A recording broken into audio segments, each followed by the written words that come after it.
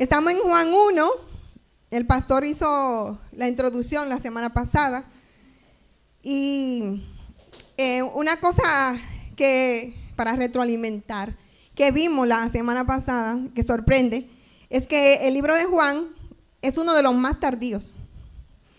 Primero escribe Marcos, de hecho el primero que escribe es Santiago, el hermano de Jesús.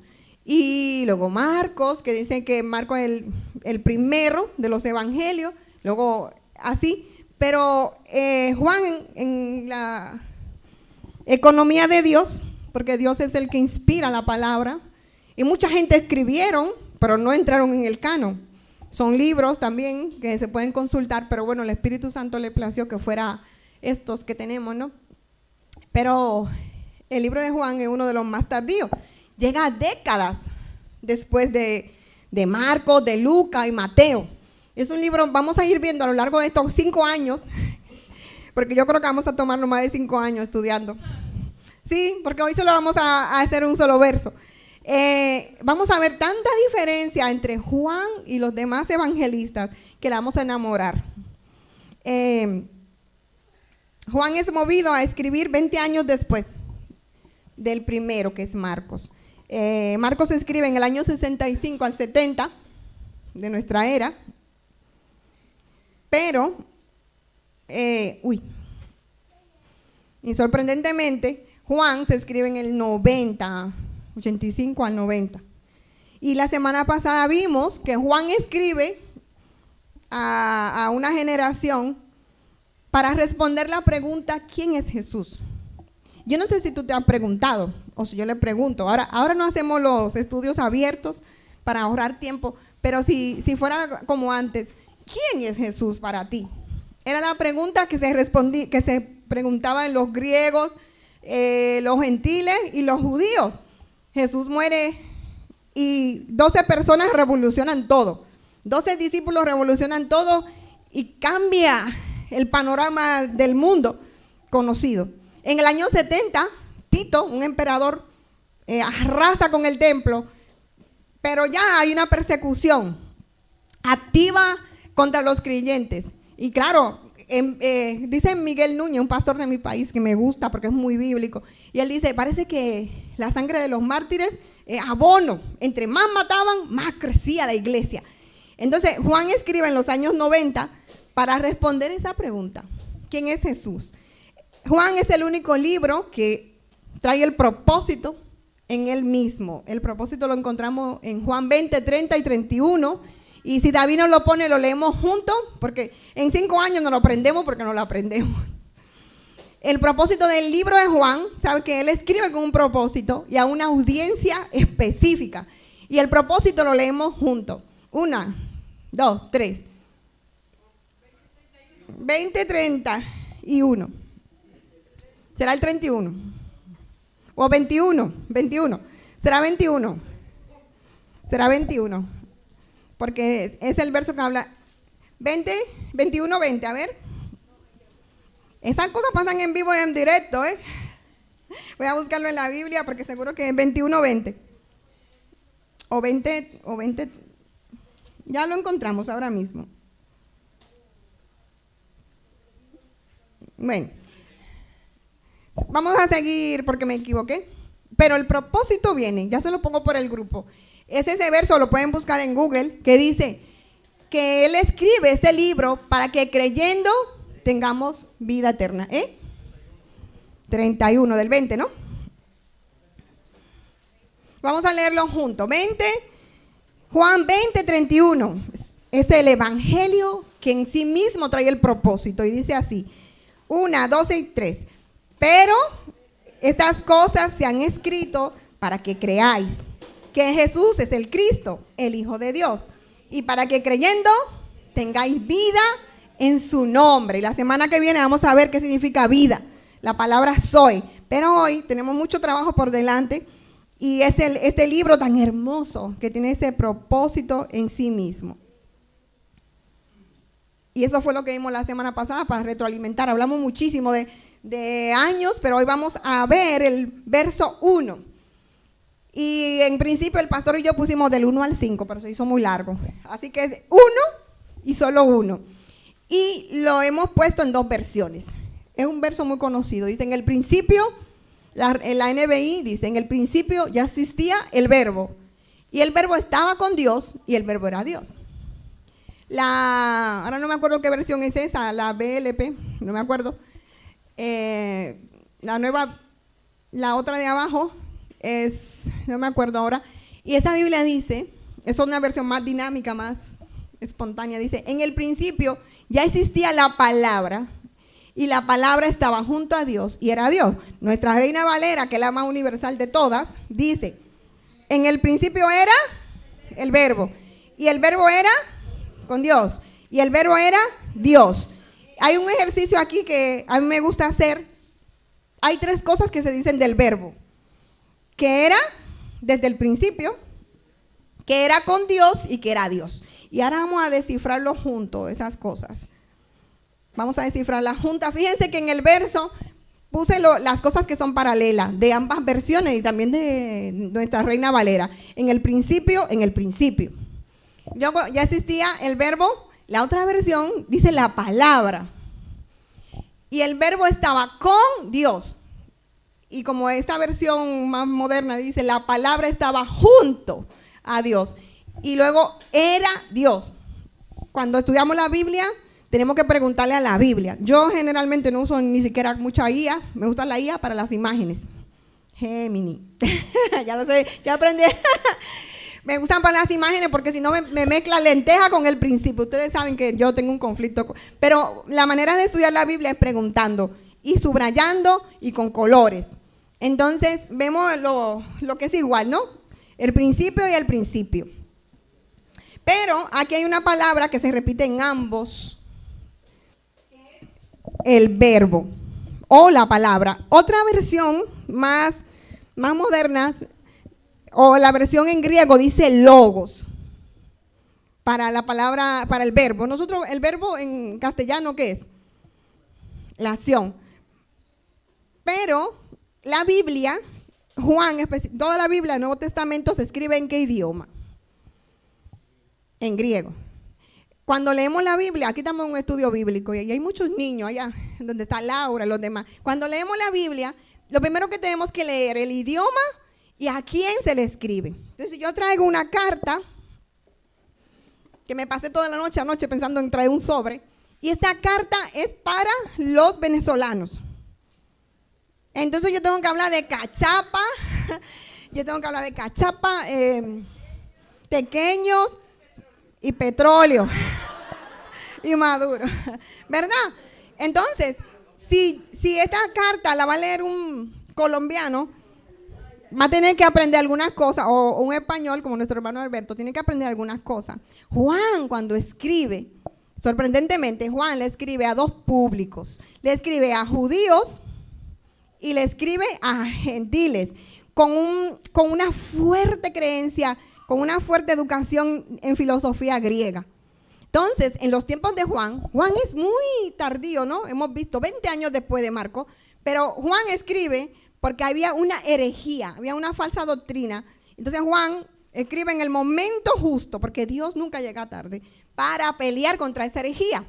Entonces, Juan escribe en griego, como todo el Nuevo Testamento que está en griego. Y esa palabra que vimos en la otra diapositiva, si David me la devuelve, la diapositiva anterior, en las versiones aquí expuestas, vemos que dice que en el principio ya existía la palabra. Pero ese sustantivo, palabra, en griego es logos. Ahora hay un diccionario logos, ese sí me gusta. David una vez me lo instaló, ese sí me gusta, muy bíblico. ¿Pero qué es eso, el logos? Vamos a ver.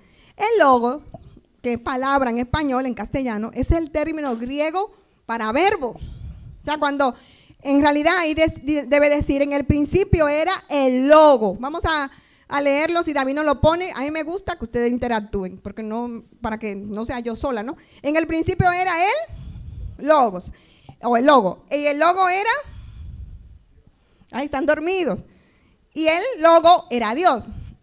Eso en el lenguaje original, tú pones Google, lenguaje original, y te ponen los verbos. Entonces, como Juan escrito, efectivamente, Juan escribe en griego, la palabra ahí específica original es logo. Pero los griegos, que era a quien Juan le escribe, ellos se referían al logos como el principio que gobierna el mundo. Abel y yo lo interpretábamos así. Era como que ellos, había un dios y un diosito. Un dios para ellos es una filosofía de Platón y esa gente en los años 300 y pico antes de Cristo. Entonces, para ellos, el logos, esa idea, esa fuerza, era que gobernaba el mundo. Juan es muy listo. Juan le está hablando en su propio lenguaje. Juan, al escribir este evangelio, adopta este término, esta palabra, pero Juan lo que le quiere transmitir es un significado nuevo. No era el logo de la filosofía griega, sino el logos era Jesús. Pero para los griegos, para la gente de Efesios, de Colosa, de Tesalónica, y para los judíos que habían nacido de segunda generación, jovencitos, así como Daniel, ellos entendían que el logo era una fuerza que mantenía el universo. Para que ustedes vean cómo las ideologías, la filosofía se inventan. Es como ahora que la gente le ora al universo. Los jovencitos le oran al universo y al cosmos y tantas cosas, ¿no? Pues los chakras, no hay nada nuevo debajo del sol. Entonces, en la filosofía griega, en los tiempos de Juan, ellos creían que Dios era demasiado puro para tocar la materia. Eso lo creía Platón. Y que, porque la materia se consideraba sucia, o sea, el ser humano, pues claro, lleno de pecado, lleno de impureza, era una materia inferior. Entonces los griegos, ellos, los más filósofos, creían que el logos, esa palabra que Juan usa, era el agente mediador que hizo la creación. O sea, era como otro que no era Dios, o sea, como que yo mando a Jesulín. Entonces el Dios de arriba manda a otro diosito que era el logos, no sé si me entienden, a crear, porque Dios no se podía ensuciar con la materia. Eso es lo que ellos creían. Sabemos que eso no es así, ¿verdad? Pero eso es lo que creía Platón y esa gente. El logos, para los griegos, en su creencia satánica, que digo yo, era esa fuerza, ¿no?, que mantenía el universo. No se me duerman, ¿eh? Entonces, ¿por qué Juan le escribe? En el principio era el logos. Bueno, porque Juan quiere llamar su atención de los griegos y enseñarles que el logo no era una idea abstracta. En la siguiente diapositiva estamos. El logo que Juan está hablando aquí no era una idea impersonal, abstracta, un diosito chiquito, no. Era una persona viva, Jesucristo, el Hijo de Dios. Entonces, cuando Juan le dice a un griego, en el principio era el verbo, el logo, la palabra, y esa palabra era Dios, ellos se estremecían. Y ellos igual decían, este está loco, este está chalao, dicen los españoles, ¿no? Porque para ellos el logo era una fuerza. Pero Juan, con toda la autoridad, lleno del Espíritu Santo, le está diciendo, no, ustedes están equivocados. Ese logo es Jesucristo. Él, ese Jesucristo, ese logo, no solo ordena el universo, porque los griegos creían que ese diosito chiquito, el trabajo era ordenar el universo, el cosmos. Y él le dice, no, ese Dios es Jesús. Y él nos invita a tener una relación personal. Y vino a salvar a los pecadores y a darles vida. Entonces, ahí era cuando los griegos decían, no, este mensaje es locura. Porque no puede ser que un Dios se haga carne. Pero, ¿ustedes qué creen? ¿Cómo se lo tomaban los judíos? Porque los griegos, para los griegos era una locura decir que la palabra, ese Dios impersonal pero fuerte, se ensuciara. Para eso era locura. Pero los judíos, vamos a ver, los judíos también tenían una creencia errónea. Los judíos se centraban en la palabra de Dios. Ellos usaban la Torá porque la Torá vino de Moisés. Ellos sí creían en la palabra de Dios, pero no como que Jesús era la palabra. Pero Juan le quiere expresar que Jesús es la expresión humana del carácter de Dios. Que Jesús era ese que escribía Moisés. Entonces, ambos pueblos, Juan le escribe una carta ¿a qué pueblo? ¿A quién le escribe Juan una carta, este evangelio? A los judíos y a los gentiles, a los no judíos, ¿no? Él ha dicho de Colosa, de Tesalónica, a los romanos, a los de Creta, gente que no conocían. Ellos creían la filosofía, ellos creían que había un Dios impersonal, pero en el otro extremo de la moneda estaban los judíos. Ellos sí creían en Dios, ¿verdad? Porque ellos tenían promesas, tenían profetas, pero ellos creían que era un Dios que solamente se expresaba su voluntad. No sé si me entienden. En el pensamiento hebreo, lo que pensaban los judíos de la época era que ese Jesús no tenía que venir pobre en un pesebre. Pero vamos a ver en el lenguaje original, entonces, la palabra logos en hebreo no es logos. Nosotros tenemos la Strong, me parece que Alberto también la tiene, y Jacob, no sé, la enciclopedia Strong. Entonces, el sustantivo palabra es dabar. Bueno, mi profesor de teología decía que no dijéramos palabra en hebreo ni en griego, porque nosotros no sabemos pronunciar idiomas antiguos. Pero bueno, vamos a decirlo como está ahí, dabar. Estamos hablando de lo mismo. En el principio era el verbo, el dabar. Y el dabar era con Dios. Y el dabar era Dios. Entonces, en el pensamiento hebreo, estamos hablando ahora de los judíos, de donde viene Jesús. Esa palabra, ese sustantivo palabra, no era solo una expresión verbal, sino una manifestación poderosa de la voluntad de Dios. Porque ellos sabían que la palabra era activa. Dios con una palabra dijo, sea la luz. Y con otra palabra dijo, hágase la hierba.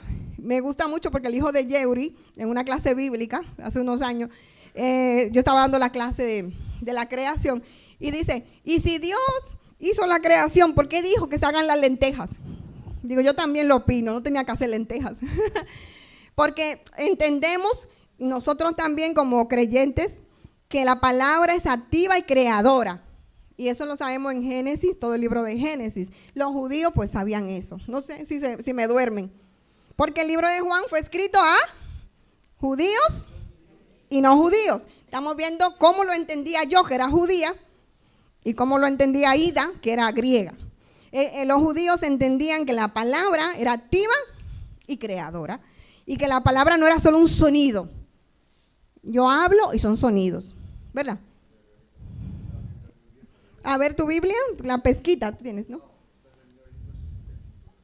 No es pesita, no. ¿Y cuál es? 65. ¿Y qué dice?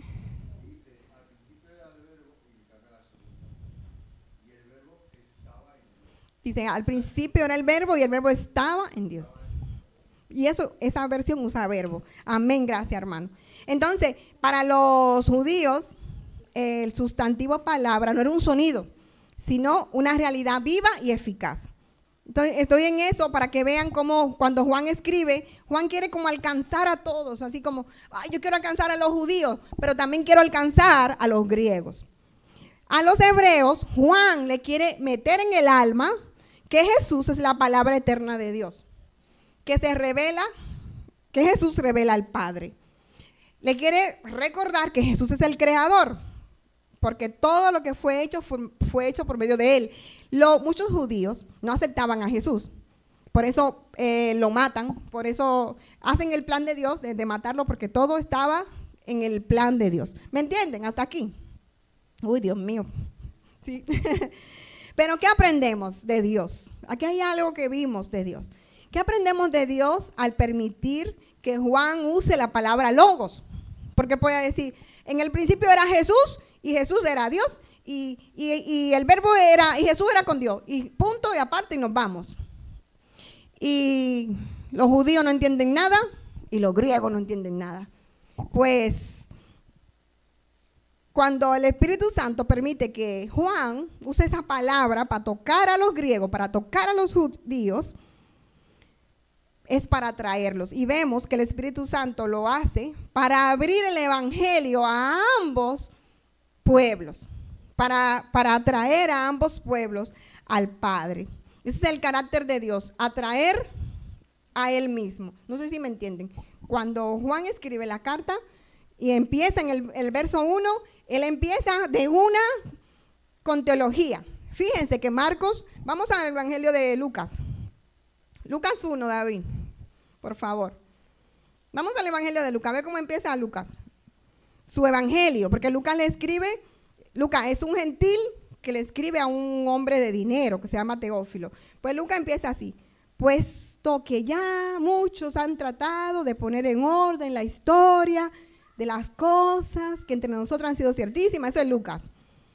Así empieza Lucas, porque Lucas le escribe a una persona específica. Mateo, que le escribe a los judíos 20 años antes de Juan, empieza así, Mateo 1. Libro de la genealogía de Jesucristo, hijo de David, porque ellos tienen un objetivo. Yo lo que quiero que entendamos que Juan también tiene un objetivo. Juan quiere que ellos sepan que Jesús es Dios, que Jesús es la palabra hecha carne, el Hijo de Dios encarnado. Y ahí vemos el amor de Dios de atraer con esta palabra a griegos y a judíos.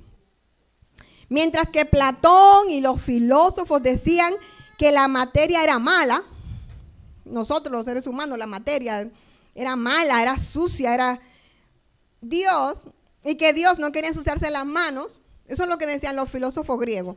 Juan viene a decir y a proclamar que el Dios que él escribe ama al mundo de tal manera que hace a su Hijo unigénito carne. Y eso es lo que en el verso 1 estamos diciendo. Y es lo que yo quiero que ustedes se queden hoy. Que mientras los griegos decían que Dios era demasiado grande para ensuciarse las manos con la materia, Juan le está proclamando a esas filosofías que Dios amaba el mundo y se hizo carne. Entonces ahí es cuando tú te pones de rodillas y dices, wow, qué Dios tan bueno tenemos. ¿Qué aprendo de Dios? Porque aquí yo puedo aprender algo. Que el evangelio, cuando tú vas a predicar, tienes que ponerte a la persona que tú estás hablando. Si estás hablando con un viejico, pues tienes que empezar a hablarle de paracetamol, que te duele la espalda. Mentira. Pues tienes que empezar a hablar el idioma de la persona. Si estás hablando con un jovencito, va a tener que hablar de cosas de jóvenes. No sé, porque cuando evangelizamos, nosotros que hemos salido a evangelizar en estos días, nos damos cuenta de que tú tienes que ponerte a la altura de la persona, porque si tú empiezas a hablar en otro nivel, la gente no se entera de nada. Entonces, de Dios aprendemos eso, que el Espíritu Santo ilumina a Juan para que él empiece atrayendo a su audiencia, a esa gente que le está escribiendo, a esos judíos y a esos gentiles. Ahora voy a guardar el sobre. Aprendo que Dios corrige las mentiras, porque Platón estaba muy equivocado. El Dios que creemos no se queda por allá, abstracto, en las alturas. El Dios de Juan, que es nuestro Dios, bajó. Entonces ahí, cuando él dice, el verbo se hizo carne, mentira aniquilada. Aprendo que Dios se revela, sin importar si tú eres judío, sin importar si tú eres romano, de Colosa, en ese tiempo, y también se revela hoy, como lo está haciendo ahora. Dios es un Dios cercano. O sea, Dios no solamente, bueno, yo vine para los judíos y ya está. No, Dios es un Dios cercano y ama al mundo de tal manera, al mundo entero, no solo a los judíos. De tal manera que ha dado a su Hijo Jesús. Y también aprendo que Jesús es Dios y es superior y es humilde. Él se hizo carne, lo que los griegos no lo podían entender. Un Dios hecho carne, un Dios en una cruz, por mí y por ti. Y aprendo algo que lo aplico. Debo extender puentes para evangelizar al que tiene los tatuajes, para el que está mal. Pero eso no significa que yo no le corrija o que nosotros no corrijamos los pensamientos erróneos de las personas que evangelizamos. Porque entonces, si Juan predica y no corrige la mentira de los griegos, entonces no pueden venir al evangelio, porque ellos tenían muchas mentiras. Los judíos tenían muchas mentiras, también muchas creencias erróneas. Y hoy, cuando nosotros le hablamos a las personas, no, porque yo creo, ayer estuvimos aquí con una persona, estamos haciendo el traslado, ¿no?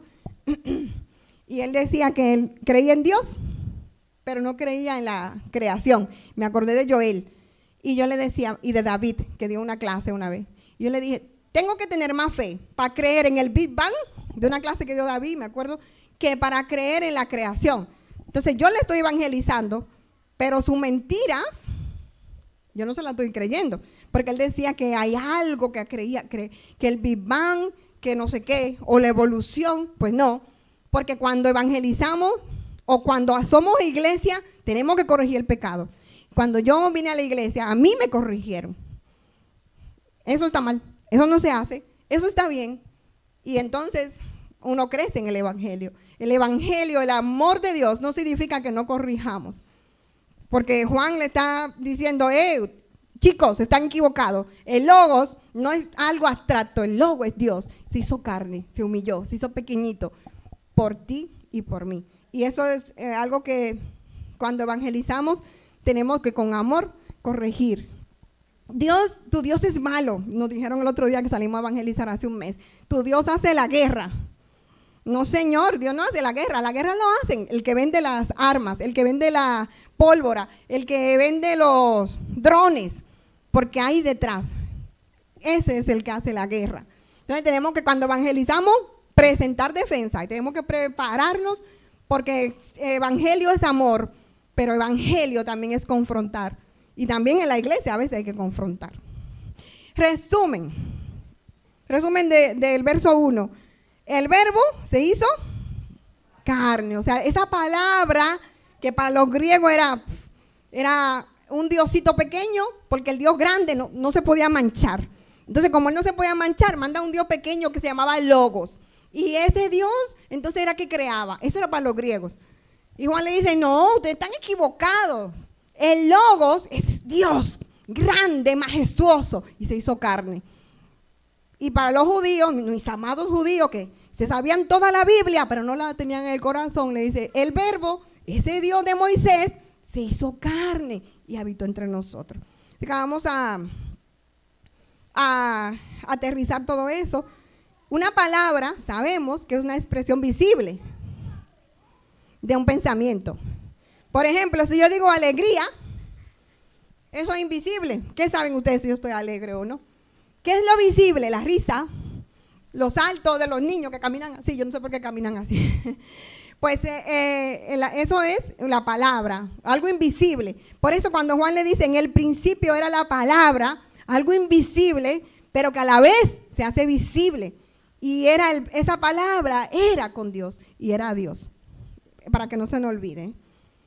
Las palabras son el medio que usamos para mostrar nuestros pensamientos, para mostrar lo que yo pienso a otras personas a través de una conversación. Porque las palabras dejan ver la mente y el corazón de las personas. Jesús es el verbo. Jesús es la revelación más perfecta de Dios. Y lo dice Hebreos 1:3. Jesús es el verbo, es la palabra, o sea, ese pensamiento de Dios dado a la humanidad. Jesucristo es la palabra, porque Él nos transmite cómo es Dios. Y ahora vamos a la otra parte del verso. Eso era la palabra verbo. Ahora vamos a esa frase que está en amarillo, en la otra diapositiva. El principio. En el principio. ¿Qué principio?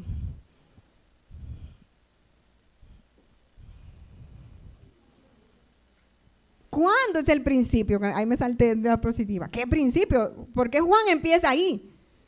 Pues Juan, ya sabemos lo que es el verbo, ¿verdad? Que es la palabra y es Jesús. No es un diosito, es Dios en toda esencia. Pero en el principio, Juan nos está trasladando a Génesis. Y ahí me acordé de Joa, que Joa siempre dice, siempre tengo que ir a Génesis. Siempre tengo que ir a Génesis. Juan, cuando dice en el principio, y él no empieza como Mateo, con la genealogía, o como Lucas. Juan lo que está es llevando a la gente que leemos, a su audiencia original, a la creación, al Génesis. Y ahí la diferencia de Juan con los otros evangelios. Juan quiere afirmar que ese verbo Era desde el principio, como que yo retrocedo así en el tiempo, mucho para atrás, hasta Génesis. Y ahí en Génesis, Juan lo que le está diciendo, Él es eterno. ¿Qué es lo que le está diciendo Juan? Él es eterno. Cuando él dice en el principio, él quiere decirle, ese verbo es eterno. En el principio ya existía el verbo. Esta frase no implica que el verbo tuviera un principio, como muchas iglesias dicen que Jesús, Dios lo creó, ahora lo vamos a ver al final. No es eso que está diciendo. Nos está llevando allá para decirnos que ese Dios estaba desde antes de la creación del mundo. Amén. El verbo ya había existido. Jesús no era un espectador. Jesús no estaba ahí tomando nota. Ni a Jesús lo crearon antes, como dicen.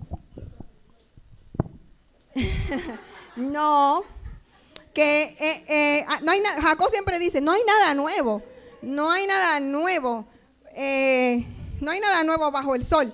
Eso ya viene de los tiempos de Juan. Y por eso Juan dice, miren, yo voy a escribir este libro. Porque esta gente, ellos decían que en los tiempos de Juan, los gnósticos decían que Jesús era creado. Imagínense Dios creando a Jesús, una cabeza, 2 manos. Era una falsedad. Porque Juan le dice, no, chicos, en el principio, o sea, antes de Génesis 1, ya Él existía. ¿Me entienden? Amén. Amén. Lo amén, vamos a vender amén afuera. En el principio, Jesús estaba con el Padre. Pero cuando llegó el tiempo de iniciar la salvación, Gálatas 4:4, dice Gálatas 4:4, cuando vino el cumplimiento del tiempo, si David me lo pone porque no me lo sé bien, pero cuando vino el cumplimiento del tiempo, o sea, cuando vino ahí, en esa época de romanos, los romanos, cuando vino el cumplimiento del tiempo, que había calles, que las cosas estaban perfectas, Dios envió a su Hijo, nacido de mujer y nacido bajo la ley. Entonces, en el principio Él estaba y luego se encarna en Belén. No sé si me entienden. Si lo explico bien, yo le dije al pastor, ay Dios mío, esto es un reto porque yo siento que es muy difícil y fácil a la vez. Él nació, Jesús nació de una virgen, María, ¿no? Y Él nació como un ser humano y empezó a vivir como ser humano entre nosotros en ese momento, como ser humano, pero Él ya estaba desde el principio. Amén. ¿Sí?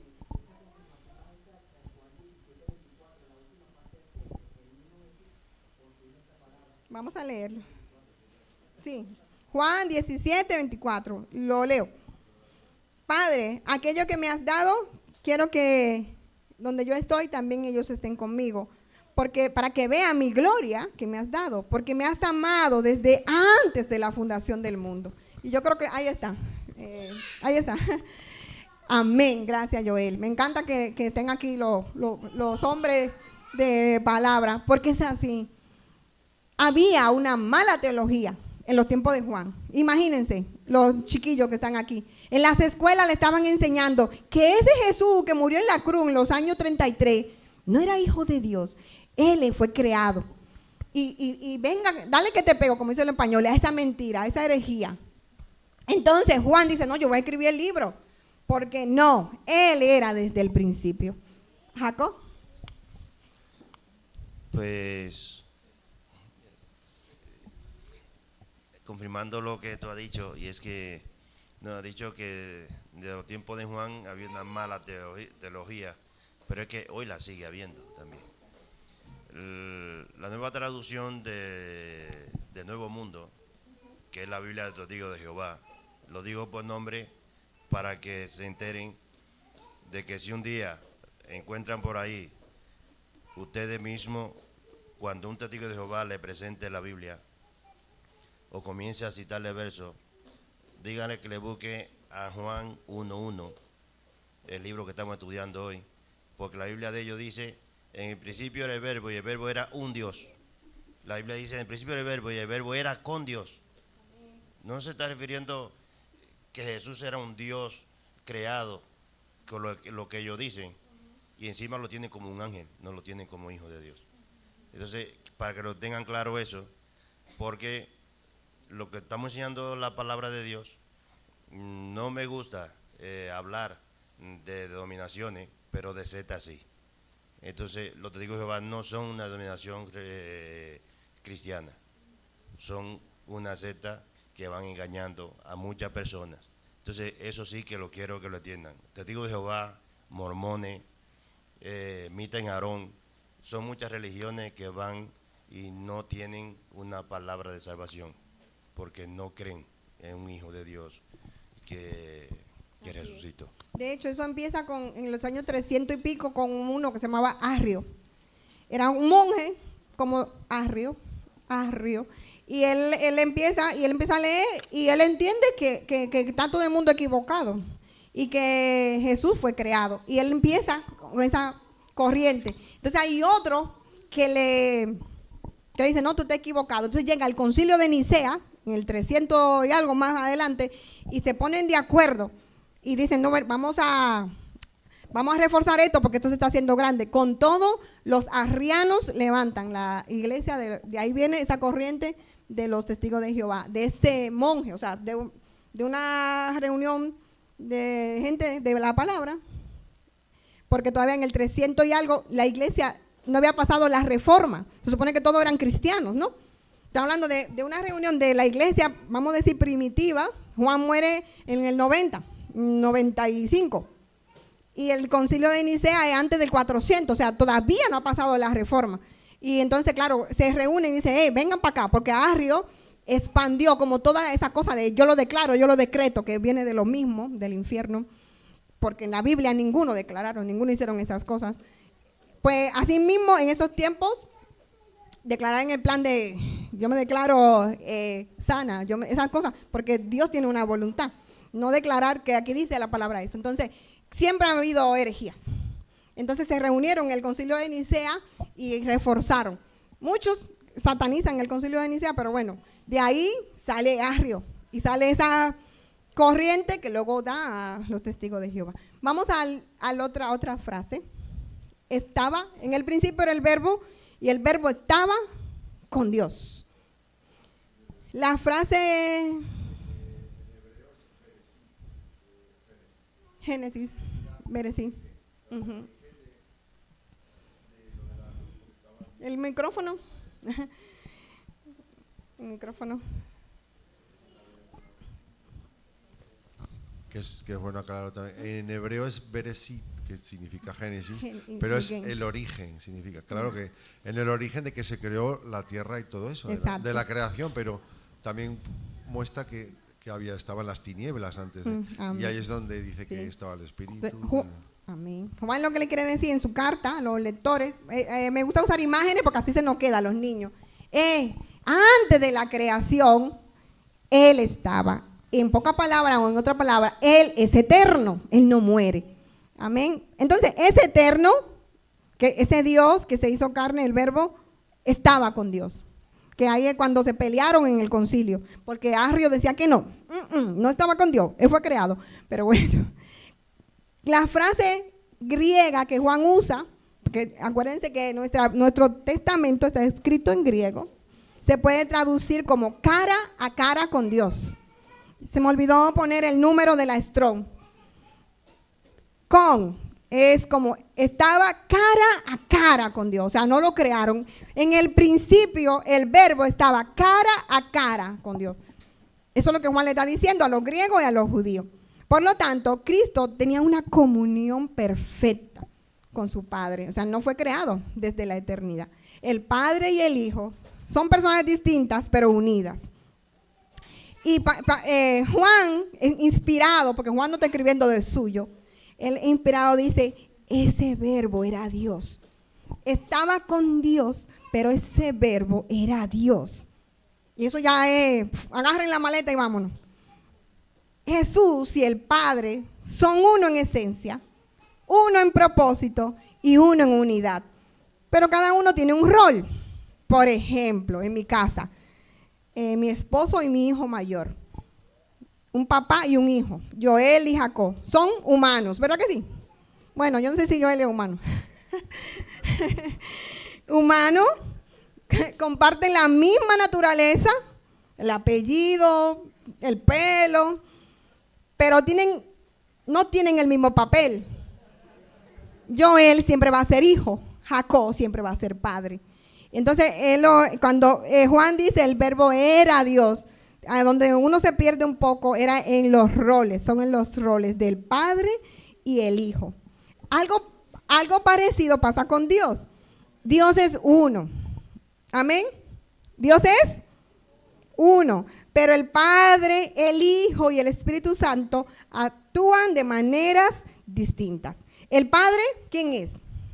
En la siguiente diapositiva. El Padre es quien envía y muestra amor de Dios. Me encanta Génesis cuando dice, muchachos, vengan, vamos a ser el hombre. No me pregunten el verso. A mí me gusta mucho parafrasear. Me gusta mucho la Biblia, el mensaje, una Biblia parafraseada que hay. Y claro, el Padre es quien envía, quien muestra el amor, quien invita al Hijo y al Espíritu Santo a crear. Pero ¿quién es Jesús? Jesús es quien viene a salvar. Es el que se hace carne y nos acerca a Dios. ¿Y el Espíritu Santo entonces quién es? Es que actualmente está con nosotros, guiándonos, ayudándonos, dándonos varita, como dice Catalina, diciéndole eso sí, eso no, te equivocaste, convenciéndonos. El Espíritu Santo está haciendo un papel afuera en el mundo, deteniendo al anticristo, al hombre de pecado, convenciendo. El Espíritu Santo allá afuera tiene 2 ministerios, pero aquí adentro tiene 4. Me transforma, me ilumina la palabra, me restaura y así. Amén. Entonces no son lo mismo Jacob y Abel. Y Joel. Tienen el mismo apellido, tienen la misma ADN, pero él es el padre, él es el hijo. Y eso tenemos que tenerlo en cuenta. Entonces Juan en un solo verso, ya estamos terminando ya, nos hace reflexionar y nos hace evitar malentendidos acerca de Jesús. Y Juan en un solo verso dice 3 verdades. El verbo es eterno. Cuando él dice, miren, en el principio era el verbo. Hombre, a los estoicos, a los griegos, a los que creen en Platón, perdón. Él es eterno desde el principio. Y cuando le dice, estaba con Dios, hay una verdad. Él es una persona distinta a Dios, no es algo abstracto, por ahí una fuerza, aire, agua, viento, que está muy de moda ahora también en los coles. No, es una persona distinta a Dios, pero es Dios. Y luego le dice categóricamente, Él es Dios, Él es Dios. Así que ese es el primer verso y se acaba aquí el estudio. Pero nuestros jóvenes les gusta mucho la apologética. Aquí hay 2 y Daniel. Aquí tenemos 3 apologéticos y pensando en ellos, vamos a hacer un poquito de apologética. Apologética es cómo defiendo la fe. ¿Cómo yo defiendo cuando me atrincheran? Porque es fácil, te desarman, ¿eh? Y si Dios existe, ¿por qué Dios hizo la guerra? Y tú, ay, esa no me la enseñó Jacob. Entonces, a mí me pasa y animo, los chicos se fueron al taller, ¿no?, de apologética, yo me apunto para el próximo. Tenemos que aprender a defender la fe porque nos desarman. Y si Dios existe, ¿por qué los niños se enferman? Y si Dios existe, pues aquí hay una realidad que del verbo de Dios eterno, de Dios hombre, como Jacob vio, que hay herejías. Es una realidad que a lo largo de la historia ha existido. Y hay diferentes interpretaciones sobre la identidad de Jesús. Entonces, en tiempo de Juan, cuando Juan escribe, también había esos problemas. Así que uno de ellos era Arrio de Libia, que ya le hablé, en el año 256 y murió en el año 336 después de Cristo. Arrio afirmó que Dios Padre y Jesús no han existido juntos desde siempre, sino que Dios un día se levantó con el deseo de crear a Jesús y creó a Jesús, y después que creó a Jesús fue que creó la creación. Eso es lo que en mis palabras Arrio enseñaba. Y de ahí viene, del arrianismo, vienen muchísimas sectas, como decía Jacob. Ya me puse valiente porque al principio me daba cosas. Sí, no vayan a... El Logos. Sí, es verdad. Así que aprovecho a saludo a los hermanos, todos saldrán, a los hermanos que no ven en directo, que dice que cuando se queda frisa uno se queda así. Me dio una risa con los hermanos de Corella, pero bueno. Sí, ay Dios mío. El Logos fue creado por Dios, dice Arrio, desde el comienzo del mundo. Eso es mentira, esa era una falsa ideología. Pero si te preguntan, Gaby, ¿tú estás segura que Jesús fue creado? ¿Cómo le responderías? O Leire, ¿Jesús fue creado? ¿O Jesús es eterno? Y ahí mismo tú dices, uy, ¿qué hago? Entonces, ¿cómo le respondo? ¿Cómo puedo yo responder? Si me dicen, ¿tú puedes afirmar que Jesús estaba con Dios desde la creación? Pues yo les respondo, pues sí, porque mi Biblia dice, cuando tú usas la Biblia, mi Biblia dice, como Daniel predicó el 26 de diciembre, que me gustó, al que estábamos en el hospital, la Biblia dice que en el principio era el verbo, ya no hay nada más. Entonces, si te preguntan, en verdad, dice la Biblia que Jesús fue creado, porque yo creo que lo crearon, porque no sé qué, pues tú le dices, Juan 1:3, la Biblia dice que todas las cosas fueron hechas por Él y que Él estaba en la creación. Tenemos que ir aprendiendo a defender, desde Grace hasta el mayor que esté aquí, que yo creo que es David. Tenemos que aprender a defender la fe. Esa materia la tenemos, ¿verdad que sí, Joel? Esa materia la tenemos, ya lo siento, esa materia la tenemos desaprobada porque venimos y predicamos y esas cosas pasan. A mí en el bar cada rato me preguntaban cosas y yo me quedaba y después me decían, ¿y tú no le puse al pastor? Entonces empecé a estudiar apologética para defender, para presentar defensa. Tenemos que aprender. Si le preguntan a Grace, sí, Grace supera hablar, entonces Jesús lo crearon o no sé qué, pues Juan 1:1, Él estaba desde el principio. Para finalizar, el Evangelio de Juan no es una historia más, como Lucas, Marcos, yo amo Marcos, porque Marcos, para mí el mejor narrador, porque Marcos se lo dice Pedro, mira, y Grace sabe. Amén, gloria a Dios. Amén. A mí me gusta uno de los evangelios porque cuando Juan y su hermano en un día estaban muy emocionales y fueron a Samaria y los samaritanos no quisieron recibirlo, Juan le dijo, Jesús, hacemos que descienda fuego del cielo. Entonces Juan cuando escribió eso no lo escribió. Y entonces los otros evangelios sí, pero bromas aparte, Juan no es una historia más. Es un libro que muestra a Dios en esencia. Y el objetivo de este estudio es que cambiemos la forma de ver a Jesús. Jesús es desde el principio. Es ese Dios que era eterno y grande y se hizo hombre. Jesús no solo es un personaje histórico, es Dios eterno. Eterno significa que no muere. De hecho, en Apocalipsis 1:8 dice Jesús mismo, mi Biblia, que tiene letras rojas, dice, yo soy el alfa, yo soy la omega. O sea, Él es el principio, Él es el final. Esto significa que el acto de amor de Dios Padre es más grande, porque Él permite que su Hijo, el Creador, viniera a cambiar la historia de la humanidad. Y aquí hay dos preguntas personales que no tenemos que responder. ¿Qué cosas nuevas he descubierto hoy sobre la vida o la personalidad de Jesús que antes no conocía? ¿Qué cosas nuevas he aprendido? Muchos no las sabíamos, pero otras hemos sabido. Otras vemos que Él es eterno, que Él es... Juan le habla a los griegos en su lenguaje y le habla a los judíos. Otra pregunta personal. ¿Qué detalles o mensajes o aspectos de Juan, de este evangelio, llaman mi atención ahora, hoy, que estamos estudiando?